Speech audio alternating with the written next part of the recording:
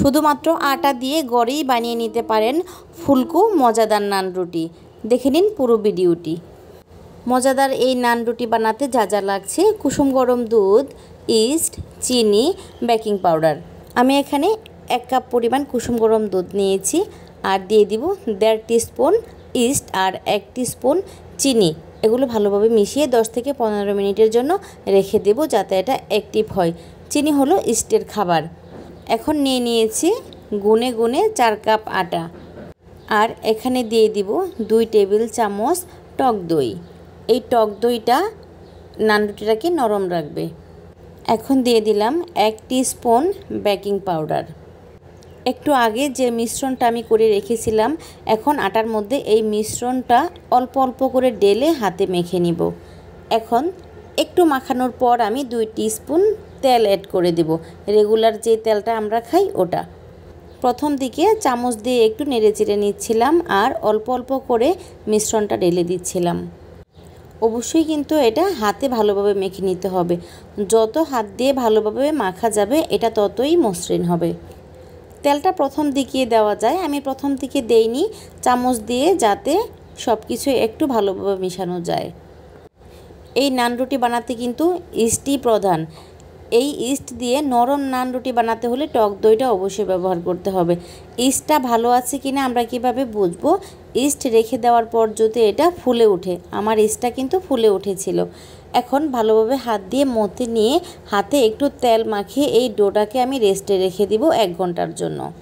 1 ঘন্টা সময় অপেক্ষা করার মতো ওরকম সময় ছিল না বলে আমি আধা ঘন্টা পরেই খুলে নিলাম ঢাকনাটা। দেখুন ফুলে কেমন ডবল হয়ে গেছে।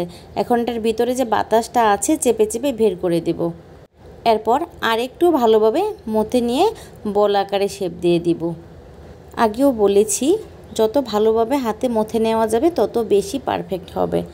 এই যে এখন বল আকারে নিয়ে নিলাম, আর বলটা 2 হাত দিয়ে পিছন এবং সামনের সাইডটা যাতে মসৃণ থাকে ওইরকম করে নিলাম। এরকম করে প্রথমে সবগুলো ডোটাকে আমি বল সাইজের বানিয়ে তারপর রুটি বানাবো। এখন এই বলগুলো একটা ঢাকনা দিয়ে আমি 10 মিনিটের মতো রেখে দিব। 10 মিনিট পর ফিরে এলাম। এখন রুটি বানানোর পালা।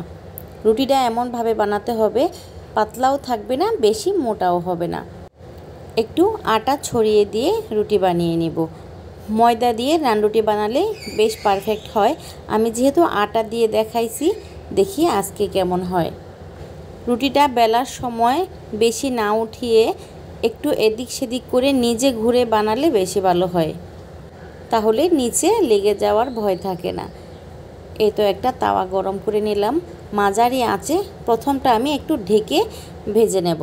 চুলার হিটটা প্রথমে খুব বেশি করে প্যানটা গরম করে নিয়েছি, তারপর একটু কমিয়ে দিয়েছি।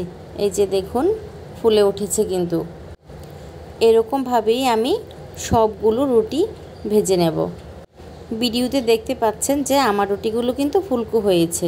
এরকমভাবে সবগুলো রুটিই কিন্তু আমার ফুলেছিল। আপনারাও পারেন আটা দিয়ে এরকম মজাদার নান রুটি ঘরে বানিয়ে প্রিয়জনকে উপহার দিতে। এই রুটিটা 5 থেকে 6 ঘন্টা কিন্তু নরম থাকবে। তারপরেও যদি আপনারা ওভেনে দিয়ে গরম করে নিন, তাহলে কিন্তু এটা নরম থাকবে এবং খেতেও খুব ভালো লাগবে। এই নান রুটি গরুর মাংস, মুরগির মাংস, গ্রিল এগুলোর সাথে পরিবেশন করা যাবে। এই রুটিটার ভেতরে কেমন হয়েছে একটা ছিঁড়ে আপনাদের দেখিয়ে দিচ্ছি। কেমন হয়েছে আমার এই ভিডিওটি অবশ্যই কমেন্টে জানাবেন। ভালো লাগলে শেয়ার দিয়ে পাশে থাকবেন। বিদায় নিচ্ছি আজকের মতো। আসসালামু আলাইকুম সবাইকে।